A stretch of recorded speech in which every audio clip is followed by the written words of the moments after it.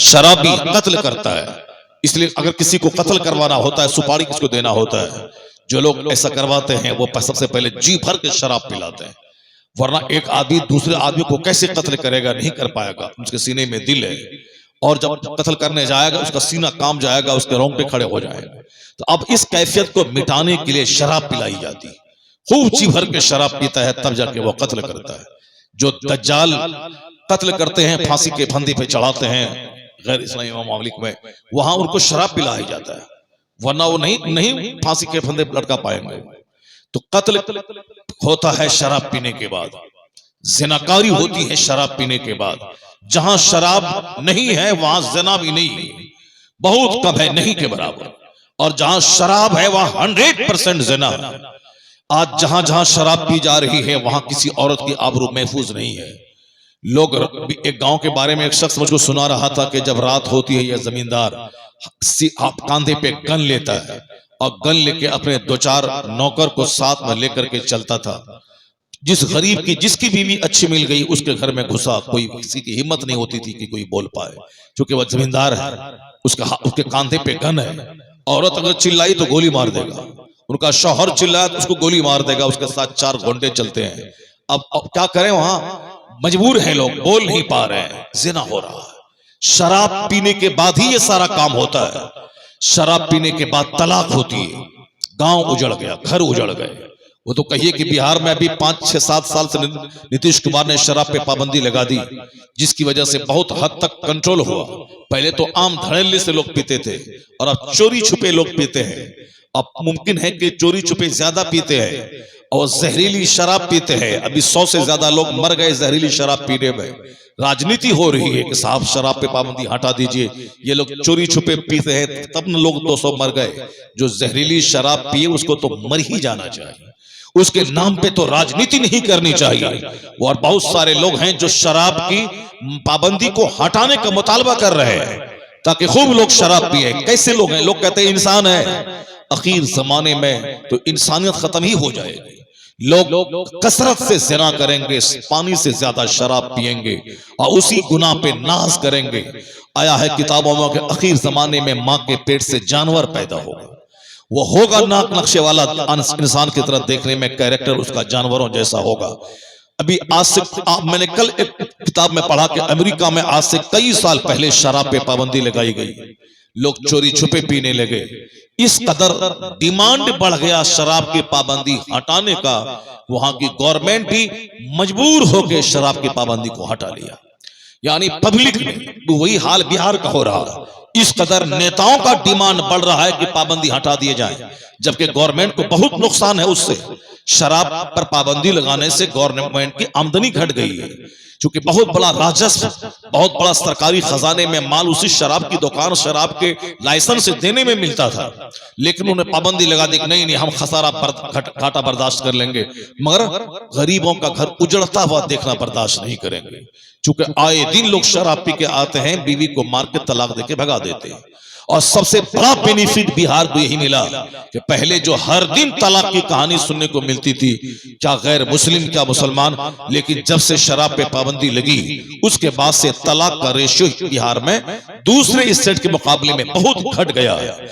लेकिन अभी 2 महीने से शराब का पाबंदी हटाने का डिमांड हो रहा है। अब नीतीश जी क्या कह रहे हैं, मैं गांव गांव घूमूंगा, मैं लोगों से उसकी राय लूंगा, मैं लोगों की मानसिकता बदलूंगा। जरा गौर से सुनिएगा, मैं लोगों की मानसिकता बदलूंगा, उसकी टेंडेंसी बदलूंगा, उसकी सोच बदलूंगा। मेरे पास पुलिस, उनके पास पुलिस है, वो सीएम है, वो चाहे पाबंदी लगा दी, शराब पे पकड़ा जाएगा जेल, शराब लाता हुआ पकड़ा जाएगा जेल, बाज़ाब्ता स्टेट में आने के सारे रास्ते पे पुलिस वाले दाखिल है, फिर भी शराब अंदर चली जाती है। पुलिस वाले मिली भगत के साथ शराब अंदर दाखिल करवा देते हैं। पुलिस वाले को शराब मिल गई, पुलिस वाला पी रहा है और लोग शराब लेके अंदर चले गए। तो अब जब पुलिस वाले जो रक्षक हैं वही शराबी हो जाएं तो फिर शराब पर पाबंदी कैसे रह पाएगी, कैसे लोग बच पाएंगे? तो अब कहते हैं कि नहीं, डंडा से काम नहीं चलेगा, कानून बना दिया मैंने, कानून पे अमल तो लोग ही करेंगे। तो वो कहते हैं कि अब मैं पब्लिक के बीच जाऊंगा, शराब न पीने के फायदे बताऊंगा, शराब पीने के नुकसानात बताऊंगा। लोगों का जब नजरिया बदल जाएगा तो लोग खुद ब खुद शराब पीना छोड़ देंगे। अभी मैं कानून बनाता हूं, लोग समझते हैं कि गवर्नमेंट मुझ पर सख्ती कर रही है, और जो सख्ती गवर्नमेंट करती है तू लोग पाप करने पे आमादा होते हैं। लेकिन जब लोगों को अंदर से खुद फील होगा मुझको ये काम नहीं करना चाहिए, तो ऑटोमेटिक बगैर किसी पुलिस के, पुलिस रहे ना रहे, कचहरी हो ना हो, लोग खुद ब खुद अपने फायदे के लिए शराब पीना छोड़ देंगे, मानसिकता बदलेंगे। यही काम तो इस्लाम के मानने वाले हमारे उलमाए कराम 1400 साल से ही काम कर रहे हैं। जुमा का खिताब मानसिकता को बदलता है, ईदैन का खुतबा आदमी की सोच बदलता है, यह जलसा जुलूस में 2 घंटे की तकरीरें आदमी की सोच बदलती है। इससे नहर नहीं बनती है, जलसा कराने से मकान नहीं बनता है, जलसा कराने से आसमान से पैसों की बारिश नहीं होती है, जलसा कराने से आदमी यहां से घर जाने के बाद सोने का सिक्का घर में नहीं पाता है। अलबत्ता जरूर उन तमाम चीजों से ज्यादा बेनिफिट लेके जाता है। जलसे में गुफ्तगू सुनने से, कुरान हदीस की बात सुनने से मानसिकता बदलती है, आदमी की सोच बदलती है, आदमी के जीने का अंदाज बदलता है। तो जो काम नीतीश कुमार की गवर्नमेंट आज करने जा रही है, यही काम हमारे उलमा 1400 साल से कर रहे हैं। इसलिए चाहिए कि मदरसा को दहशतगर्दी का अड्डा नहीं, मानसिकता बदलने का मरकज करार दिया जाए। जलसे को कोई खेल और तफरीह तमाशा नहीं, इस जलसे को मानसिकता बदलने का केंद्र कहा जाए। आलिम दीन को कौम के लिए बोझ न समझा जाए, लोगों की सोच बदलने वाला रिफॉर्मर उसको समझा जाए। जिस दिन इस एंगल से सोचेंगे उस दिन आलिमों की इज्जत बढ़ जाएगी, जलसा के इनेकाद का हौसला बढ़ जाएगा, उस दिन खिताबात सुनने की दिलचस्पी बढ़ जाएगी। इससे पैसा नहीं मिलता मगर दोनों जहान की भलाई हासिल करने का मजाज मिल जाता है। सुभान अल्लाह, सुभान अल्लाह। और सबसे बड़ी चीज यही है, सोच अगर नहीं बदली तो आदमी चाहे 1000 कमा ले, कभी एक अच्छी जिंदगी नहीं गुजार पाएगा। सोच नहीं बदली तो डंडा के सहारे किसी को ठीक नहीं किया जा सकता है। इसलिए सोच बहुत बड़ी चीज है। जरा शराब के ताल्लुक से इतना जान ले आप, ये तबाह करने वाली बीमारी धीरे धीरे मुसलमानों में पिनपती जा रही है। मुसलमानों के नए नए छोकरे जो इस्लाम नहीं सुनते हैं, आलिमों की गुफ्तगू नहीं सुनते हैं, मस्जिदों में नमाज नहीं पढ़ते हैं, उन लोगों को फिल्में देख देख कर शराब पीने का शौक बढ़ रहा है, फिल्में देख देख कर सिगरेट पीने का शौक बढ़ रहा है, फिल्में देख देख कर गुटखा खाने का शौक बढ़ रहा है। जब वो देखता है कि फिल्म का फला एक्टर रजनीगंधे का प्रचार कर रहा है। आपकी तवज्जो है मेरी तरफ? सुन रहे हैं आप? जोर से बोले सुभान अल्लाह, सुभान अल्लाह। अगर नहीं सुन रहे हैं तो मैं खत्म कर देता हूं, खत्म कर दूं, नहीं तो फिर सुनिए गौर से और सुभान अल्लाह ये बोलते रहिए। आप इधर उधर आप मत तकिए, मुझको देखिए, मेरी बात गौर से सुनिए आप। रजनीगंधा एक फिल्म एक्टर फाड़ता है और ऐसे खाता है, और उसका फोटो जगह बजगह चौराहे पे लगा रहता है, एडवर्टीजमेंट। उसको देखने के बाद हमारे बच्चों को शौक होता है कि मैं भी उन्हीं की तरह ऐसे फाड़ूंगा और ऐसे डालूंगा। चूंकि हमारे बच्चे उसको देखते रहते हैं, फिल्म देखते हैं, मोबाइल में तस्वीरें देखते हैं, टेलीविजन देखते हैं, और फिल्म एक्टर रजनीगंधा का कंपनी वाला का प्रचार करवा के उसका खर्चा होता है 2 करोड़, और उसके प्रचार से कंपनी को फायदा होता है 50 करोड़ रुपए। और इसीलिए वह लोग 2-2 करोड़ रुपए फिल्म में हीरो को देकर वो प्रचार करवाते हैं। जैसे सिगरेट पीना, अब फिल्म में हीरो सिगरेट पीते हैं और धुआं ऐसे निकालते हैं, अब उसको हमारे नौजवान बच्चे जब देखते हैं तो उनको भी उसी स्टाइल के नकल करने का मजाज बनता है, मुझको भी ऐसे ही पीना। अब वो सिगरेट खरीदा वैसे पिया, वो भूल गया कि सिगरेट पीने से लंग खराब होता है, सिगरेट पीने से कैंसर की बीमारी होती है। ऐसा नहीं कि फिल्म में जो लोग एक्टिंग करते हैं, हीरो हैं, वो उनको बीमारी नहीं होती, वो मजे से रहते हैं। नहीं नहीं, आप इतना जान लें कि आपको वो बीमारी नहीं है जो बीमारी उनके पास है।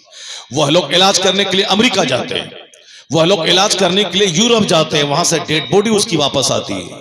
अभी आपने सुना होगा सुशांत सिंह राजपूत जैसा एक्टर, खूबसूरत, लंबा, दुबला, पतला, उसको ऐसी परेशानी थी, अंदर से परेशानी थी उसको, वो झुंझला करके सुकून नहीं मिला तो फांसी के फंदे पे लटक गया। मालूम होगा कि उसी दौरान एक मुसलमान नाम का एक हीरो था जिसको कैंसर का मर्ज था। जब वो फिल्म शूटिंग करने स्टूडियो जाता था, वहां खतरनाक दर्द पेट में होता था, वो सीना पकड़ के बैठ जाता था। कुछ दिन तो दर्द सह करके वो एक्टिंग किया, जब आउट ऑफ कंट्रोल हो गया तो वो फिर उसी मर्ज में गिरफ्तार होकर वो मर गया। अभी एक हीरोइन थी, वो कैंसर से मर गई, एक हीरोइन कैंसर का इलाज कराने अमेरिका गई, वहां से वापस आई, मगर दोबारा फिर वो पर्दे पे नहीं आ सकी। खतरनाक सब बीमारियां हैं उन अरबपतियों के घर में। वो लोग साहब खतरनाक बीमारी से जूझ रहे हैं। बहुत सारे आमिल फिल्म इंडस्ट्री से वो खाते कमाते हैं, क्योंकि वो लोग एक एक तावीज 1-1 लाख 2-2 लाख रुपए में उनको फिल्म के हीरो को देते हैं। वो खूब परेशान है, सारे लोग परेशान। अगर फिल्में नहीं मिली या फिल्म फलाप कर गई तो लोग जहर खा के मर रहे हैं। मैं ये कह रहा हूं, चूंकि आपके दिमाग में है नकल करना, तो आपने एक्टर को देखा गुटखा खाया, आपने एक्टर को देखा आपने सिगरेट पिया, आपने एक्टर को देखा कि सब शराब की बोतल को तोड़ा और शराब गिलास में डाला और पीना शुरू किया। आपको भी लगता है कि मुझको इसकी नकल करनी चाहिए। चूंकि आप हमेशा उसको देखते हैं, इसीलिए उसकी नकल की बात आपके दिमाग में आती है। और अब याद रखें, इसी जहनियत को देखते हुए, चूंकि अल्लाह ने बंदों को पैदा किया, ये बंदे के दिमाग में नकल करने की सलाहियत है। इसलिए अल्लाह ताला फरमाता है कि तुम वकुनु मअस-सादिकीन, सच्चों के साथ रहो, हमेशा सच्चों के साथ रहो, नेकों के साथ रहो। चूंकि आप रहते हो फिल्म एक्टर के साथ, फिल्म हाल हमारे हाथ में है, मोबाइल ऑन किया अब फिल्म हाल है, गाने सुन रहे हैं, इसलिए हमारी जबान पे गाने जारी रहते हैं, हमारे गले में सोने का चैन रहता है, चूंकि हमारे हाथ में सलीमा हाल है। तो सारी दुनिया को मैंने मुट्ठी में कर लिया है। अब वहां हमने जैसा जैसा देखा वैसी वैसी बात मेरे दिमाग में आई। कुरान के इरशाद के मुताबिक अगर हम बचपन से सच्चों के साथ रहते, आलिमों के साथ रहते, तो सिगरेट पीने का जुनून दिमाग पर नहीं चढ़ता, हमारे दिमाग में नमाज पढ़ने का जुनून सवार हो जाता, दरूद पढ़ने का जुनून चढ़ जाता, हमारे दिमाग में जन्नत की फिक्र समा जाती, हमें दूध दही खाने का मजाज पैदा होता, हमें सुन्नत के मुताबिक खाना, क्या खाएं क्या नहीं खाएं ये सलीका मुझको आ जाता, क्या हराम है क्या हलाल है ये हुनरमंदी मुझको आ जाती। और किसी भी आलिम दीन को आप देखते कि वो बैठ के पानी पी रहे हैं, आपके दिमाग में ही बात आती मुझको भी बैठ के पानी पीना चाहिए। आपको आता कोई आलिम दीन 3 सांस में पानी पी रहे हैं, तो आपके दिमाग में भी ये बात आती मुझे भी 3 सांस में पानी पीना है। आप देखते किसी आलिम दीन को, वो जब मस्जिद में दाखिल होते हैं तो दाहिना पांव अंदर दाखिल करते हैं और निकलते हैं तो बायां पांव निकालते हैं, तो आपको भी उसी तरह पांव बढ़ाने पांव निकालने का सलीका आ जाता है। आप रहते किसी आलिम की सोहबत में, आप देखते कि आलिम साहब जब बाथरूम जाते हैं तो पहले दाना बायां पांव डालते हैं, निकलते हैं तो दाहिना पांव निकालते हैं, तो आपको भी इसी तरह से बाथरूम जाने और वहां से निकलने का सलीका पैदा हो जाता। अगर आप आलिम दीन को देखते कि खाना खाते हैं, वह अब दोनों हाथ गट्टों तक धो के खाते हैं, लुकमा चबा चबा के खाते हैं, भूख बाकी रहे उससे छोड़ देते हैं, आपको खाने का सलीका आ जाता। आप देखते एक आलिम गुटखा नहीं खाता, मैं भी नहीं खाऊंगा, एक आलिम सिगरेट नहीं पीता, मैं नहीं पीऊंगा, एक आलिम दीन ताड़ी शराब नहीं पीते हैं, मैं नहीं पीऊंगा, आलिम जो जो करते हैं वो मैं करूंगा। अगर बचपन से अपने बच्चों की घुट्टी में नेक लोगों की मोहब्बत पिला दिया, शरीयत ने कहा था जब तेरा बच्चा पैदा हो तो सबसे पहली गजा जो उनके मुंह में जाए वह बुजुर्गान दीन का लुआब दहन हो, यानी उनके मुंह का लुआब हो, लुआब माने थूक, तो अनेक बंदों के मुंह में खजूर डाल दे, वह थोड़ा सा चबा करके उसको बच्चे के तालू में जबान पर डाल देंगे, तो सबसे पहली गजा नेक लोगों का लुआब बच्चों को जब मुंह में जाएगी तो फिर वहां से उसकी सोच नेक वाली बन जाएगी, नेकी वाली सोच बन जाएगी, बच्चों की फितरत में नेकी पसंदी आ जाएगी, बच्चों की फितरत से शैतानी हमला दूर हो जाएगा। अगर ऐसा नहीं हुआ तो फिर बच्चों की सोच बिगड़ जाएगी।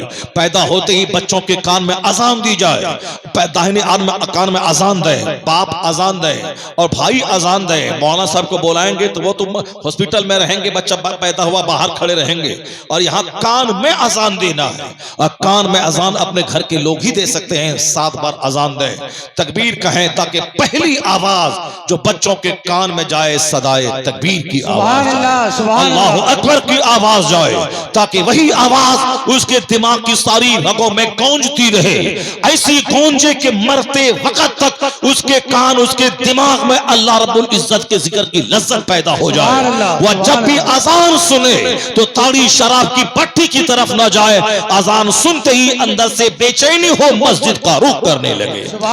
और जब हराम ग़िज़ा कोई उसके मुंह में डालने लगे, वही नेक लोगों का लुआब जो पहली ग़िज़ा पहला दाना हुआ है, उसी की बरकत से सारी जिंदगी हराम चीजों से उसको नफरत पैदा हो जाए और हराम के करीब नहीं जाए। इसलिए पहली ग़िज़ा नेक लोगों का लुआब और पहली आवाज अजान की आवाज कान में जाए, ताकि समाअत नहीं बिगड़े और आदमी की आदमी का जायका नहीं बिगड़े। यही हिकमत है उसमें। और अगर इस हिकमत पर अमल नहीं किया गया तो फिर क्या होगा, बच्चा फिल्म एक्टर के करीब जाएगा तो फिर वह खड़े खड़े पेशाब करेगा हीरो, क्योंकि इसने उनको मॉडल मान लिया है, ये हमारा मॉडल है, ये जैसा करता है वैसा मैं करूंगा। अब फिल्म का हीरो खड़े होकर पेशाब कर रहा है। अब देखिए करोड़ों बच्चे हमारे खड़े होकर पेशाब करने लगे। फिल्म का एक्टर साहब सिगरेट पी रहा है, हमारे करोड़ों बच्चे हैं जो सिगरेट पीने लगे।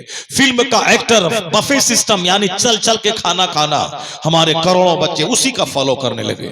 फिल्म का एक्टर रात के 3-3 बजे सोना और दिन के 10-11 बजे उठना, ये उनका मामूल है। रात भर काम करना और साहब 3 बजे सोना और दिन के 12 बजे उठना, यही मामूल हमारे बच्चों का बन जाता है। फिल्म के एक्टर का मतलब है लव करना, प्यार करना किसी औरत से। अब वही बातें हमारे बच्चे भी नकल करने लगते हैं कि हमारी भी कोई महबूबा हो, कोई माशूका हो जिससे मैं प्यार करूं, जिससे मैं आंख मिलाऊं, जिससे मैं फोन से बात करूं, जिससे तन्हाई में हाथ मिलाऊं, जिससे मैं शादी कर लूं। शादी के बाद जिस तरह फिल्म में शादी टूट जाती है कि फला पाकिस्तान का वजीर आजम ने पहले शादी किया लंदन में, वो रिश्ता टूट गया। फला ने बंबई में शादी की, उसका रिश्ता टूट गया। जब मोहब्बत से शादी होती है तो फिर क्यों रिश्ता टूट जाता है साहब? जब आपने मोहब्बत किया है, वो आपसे प्यार किया है, तब तो सारी जिंदगी